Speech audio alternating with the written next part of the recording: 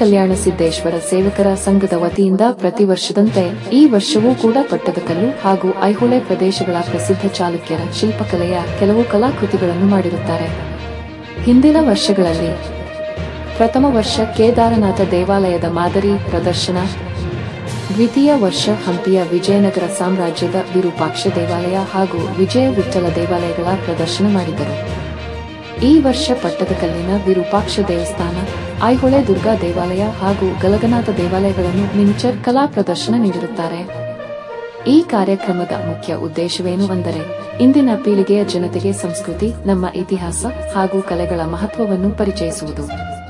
ನಮ್ಮ ಕನ್ನಡಿಗರು ಪ್ರಾಚೀನ ಕಾಲದಲ್ಲಿ ಶಿಲ್ಪಕಲೆ, ವಾಸ್ತುಶಿಲ್ಪ ಹಾಗೂ ವಿಜ್ಞಾನದಲ್ಲಿ ಅಪಾರ ಕೌಶಲ್ಯ ತೋರಿದ್ದಾರೆ.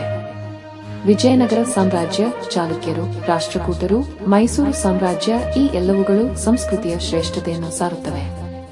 ಆದ್ದರಿಂದ ಪ್ರತಿ ವರ್ಷವೂ ಈ ತಂಡದವರು ಈ ರೀತಿಯ ಪ್ರದರ್ಶನಗಳನ್ನು ಆಯೋಜಿಸಿದ್ದಾರೆ. ಇದು ಇವರ 3ನೇ ವರ್ಷ. ಇಂದು ಭಾನುವಾರ ಸೆಪ್ಟೆಂಬರ್ 28ರಂದು ಸಂಜೆ 8 ಗಂಟೆಗೆ ಪ್ರದರ್ಶನ ಉದ್ಘಾಟನೆ ಮಾಡಲಾಯಿತು. ಗ್ರಾಮದ ಎಲ್ಲರೂ ಮತ್ತು ಕಲಾಭಕ್ತರು ಬಂದು ಈ ಕಲೆಗಳನ್ನು ನೋಡಿ ಆನಂದಿಸಿ ಹಾಗೂ ಕರ್ನಾಟಕ ಗತ ವೈಭವ ಪರಂಪರೆಯ ಮೈಮಾಟವನ್ನು ಮರುಕಳಿಸಿಕೊಳ್ಳುವಂತೆ ವಿನಂತಿ ಎಂದು ತಂಡದ ಸದಸ್ಯರು ಆಹ್ವಾನ ಮಾಡಿಕೊಂಡರು.